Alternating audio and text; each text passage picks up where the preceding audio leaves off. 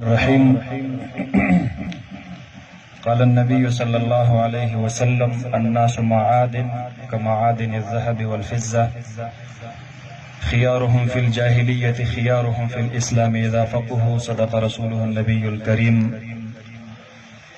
د جبر نباغي د انقلاب سړی دی نمري، د جبر نباغي د انقلاب سړی دی نمري، د وخت د گزارونو د جواب سړی دی نمري. د علم دښمنان کو پلار کیږي او کو ورکیږي، خو خدایا د قلم او د کتاب سړی دی نمري. سټیج باندې موجود ډیر درانه شملور عزتمن میلمانا د بنیر د مختلفو ګوندونو مشران پنډال کې موجود، د شمس بنیری صاحب خدای بخلی روح ته د عقیدت پرزونې پیش کوونکي ډېر درنو مسلمانانو رونو، زه ستاسو د نورو میلمنو په منځ کې حایل کېږم نه، خو صرف دومره وایم چې شمس صاحب هغه د علم، د پوهې، د فکر، د فلسفې، د ادب، د شعر و شاعرۍ او د حکمت په حقیقت کې یو شمس و، شمس نور و، د بنیر ښایست و، د بنیر ښکلا وه. لکه څنګه چې په دې شمس باندې بنیر نن روښانه دی، زمونږ په هغه شمس باندې د بنیر فکر و فلسفه، نظریه، د هغې مشن او پوهه، حکمت، ادب او شعر و شاعري دا د بنیر روښانه وه. بنیر کو یو طرف ته د علم په دنګو غرونو باندې روښانه دی، بنیر کو یو طرف ته د پیر بابا رحمت الله علیه د علم او د روحانیت په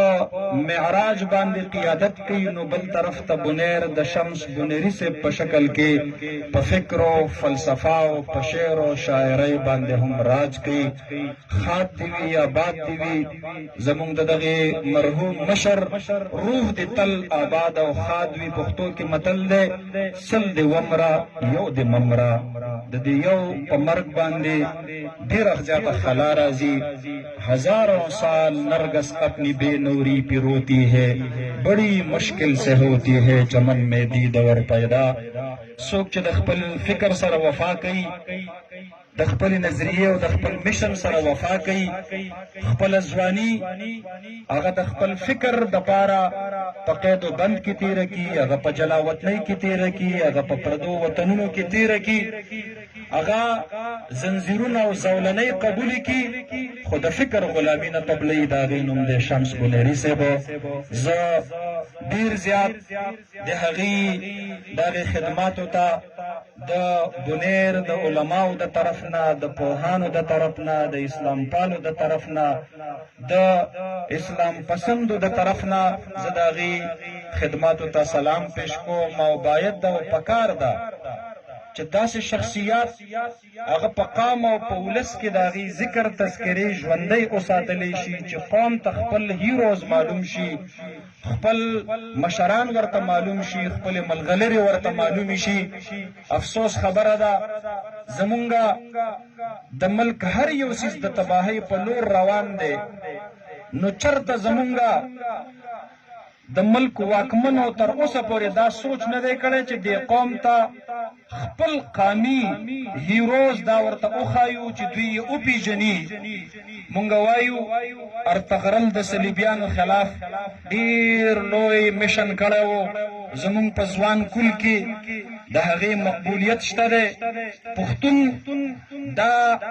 من حیث القوم یو حریت پسند او یو آزاد قوم دی، دی چرته غلامي نه قبلوي. نو چې چرته هم د ازادۍ لفظ راځي دی ورسره لاس پورته کوي او زنده‌باد ورته وایي. خو دې قوم ته تر اوسه پورې خپل مشر معلوم نه شو چې زما په دې یوسفزي قام کې کوم اتلان تیر شوي دي، هغه څوک وو. کو د یوسفزیو د یو نر مجاهد، د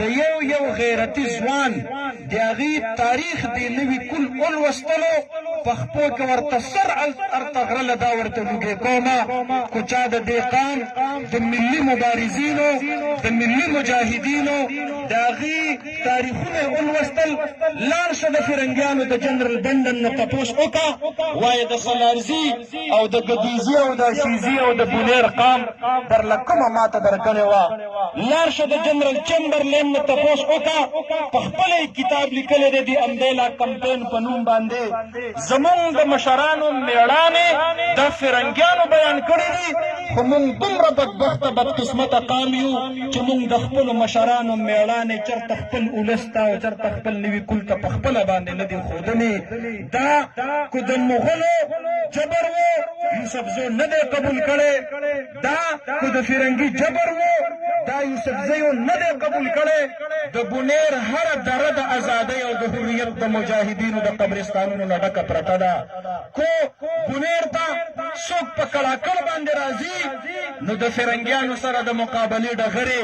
کو په کنګرګلۍ راځي نو د نانسیر په قبرستان کې نن هم د جنرال بخت قبر دی څوک چې د سید احمد شهید د هغه د حریت او د ازادۍ د لښکر د هغې سپاسالار و څوک بونیر ته د ملندرۍ په لار راځي نو په هغه ځای کې د بیربل په قیادت کې راغلی د مغلو فوجونو د اکبر د فوجونو 440 زره ککرۍ او د هغې اډوکي ګواهي ورکوي بونیر چا نه دی قبضه کړی بونیر د پښتنو بونیر د حریت پسندو بونیر د ازادي پسندو د هغې خاوره ده بونیر ته که څوک راننوځي او هغه د چغرزو د هغې په شهیدو سر باندې راځي نو په ټانګوړه کې او په بټاړه کې نن هم د هغه وخت د 1863 د ازادۍ او د حریت د مجاهدینو قبرستانونه دي لاړ شئ وګورئ د ازادۍ په دغه حریت پسندو په قبرستانونو باندې سلامونه پیش کړئ خو د امبیلې په طرف راځي زما مشر د قتلګټ خبره وکړله د بونیر ځوان ته د قتلګټ تاریخ نه دی معلوم ځوانه قتلګټ په بونیر کې د امبیلې د چک پوسټ سره بره هغه یو ګټ دی په کوم کې چې د جنرال چمبرلین سمیت فرنګي 7,000 فوجیان د بونیر د غیرتي اولس د لاسه د هغې لاشونه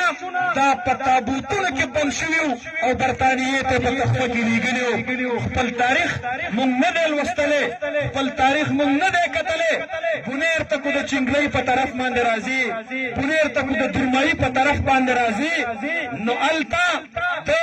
هغه وخت د سید احمد شهید او د شاه اسماعیل شهید د هغې په قیادت کې چې دې غیرتمندو پښتنو کوم د ازادۍ تحریکونه چلولي دي او بونیر ته کو د باباجي کنډو په طرف باندې راځي نو لږ د دې کاڼو د دې بوټو نه پوښتنه وکړه یاد دي شي هغه وخت چې تورنګزو باباجي صاحب او باچا خان مرحوم دلته راغلي وو دا قام یې پاسو دا اولس یې رابیداره راپاسئ او دې وطن له ازادي ورکوئ زه خو په دعوې سره دا وایم چې نن کو د اسلام آباد په سرکاري دفترونو سبز هلالي پرچم لهراویږي په شا باندې د یوسفزو د پښتنو د سرو وینو هغه قربانۍ شاملې دي تاسو چې نن په ټول ملک کې مزې کوئ دا زمونږ د سره یې کوئ خو زمونږ پلار نیکه او زمونږ مشرانو هغوی دلته د فرنګیانو خلاف دا قوم نه دی رابیدار کړی نو چېرته به هم داسې ازادي دې وطن ته او دې خاورې ته نه وه حاصله شوې ستاسو نه بخښنه غواړم ستاسو نه اجازت غواړم واخر دعوانا ان الحمد لله رب العالمین